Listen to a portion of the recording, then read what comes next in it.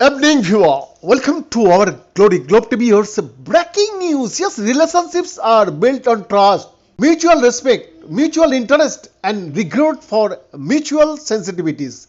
India and the US have often been defined as natural partners, given the fact that both are proud of their democratic values, institutions, and rule of law.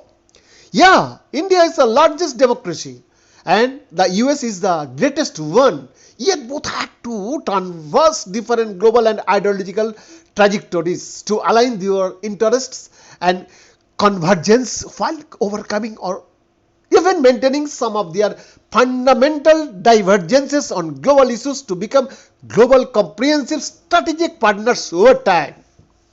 The fact that the geopolitical and geo-economic pivot has moved towards the south and India as a major power and pole in that dynamic has helped enrich the ties in a more strategic manner. India and the US are both together in their efforts to ensure a rule-based international order in the maritime domain, as well as in making multilateral organizations more topical and relevant to the 21st century, where India's role is seen as critical. The world looks at India as an important pillar of stability, a friend who can be trusted, a partner who believes in people-centric development, a voice that believes in global good, a voice of the global south, an engine of growth in the global economy, a technology hub for finding solutions, a powerhouse of talented youth, and a democracy that delivers, said PM Modi while addressing the 10th Vibrant Gujarat Summit.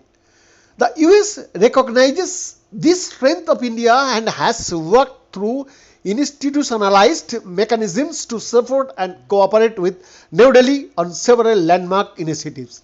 No wonder the US ambassador to India, Garcetti, recalled that the President Biden had told him that India was the most important country of the world.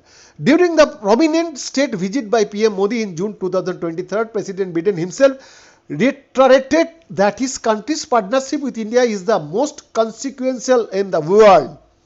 There is a bipartisan consensus in the US about India's importance and benign leadership, as the interpersonal relations between the leaders across the political spectrum remain steadfast.